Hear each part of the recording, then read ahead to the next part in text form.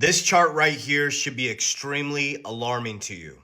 And you should do everything you can to understand what this actually means for the future of your family and your legacy. We are going to add about 2.4 trillion annually over the next decade, reaching a record 64 trillion by 2036, tripled from 2018. And what I've been trying to warn you about is the transition. A 36-year transition that ends on February 20th, 2026. No, this is not a flip of a switch, not a price prediction. Markets aren't going to go parabolic, but you're ending a 36-year cycle. Do you see around the 1970s, specifically 1976, as we head into 1988, where money just got completely decoupled from reality? That started a 36-year cycle where we went from real money to complete financialization. Lack of production in America, exporting everything out, and we looked wealthy in America, but all we were doing was financing debt.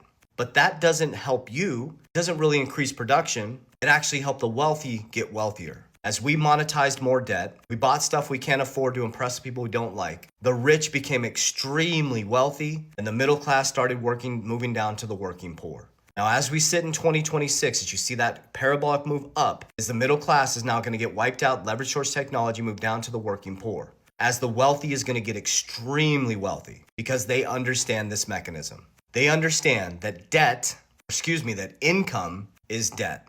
So what they do and we do is we take our income, which is debt, we transmute it to assets that beat inflation. Because you work your whole life about 40 years and at 2 to 3% inflation, they cut the buying power of your dollar in half. That's called silent taxation. You're paid in someone else's debt, you store your money in a 401k. By the time you retire, you get taxed. That money you get taxed on has deflated almost in half by the time you retire. And at $1 million, if you get 8%, is $80,000 in retirement income. So now you have to downsize after working your whole life and slaving for a system just to survive. As the elites, the 1%, take their income, which is debt, they move it into assets that have fixed supply. And when those assets go up and you come in to get rich quick, they sell and they protect their wealth in defense. As the market comes collapsing down, they repeat the cycle. What you call a retirement, they call a trade. They teach you how to insure your life. I insure my wealth. And when I borrow, I buy assets. I buy cash flow. And when everybody's trying to get rich quick, I get out. And when everybody's running from the markets, I get in. This is your income right here. You're paid in debt. So if you don't learn how this system actually works, you don't stop trying to get rich quick and chasing price predictions and the next best thing, you are going to be a victim of this cycle. So learn cash flow. Learn to study assets that beat inflation. Learn how protection works. Why is gold and silver at an all-time high? Go study that.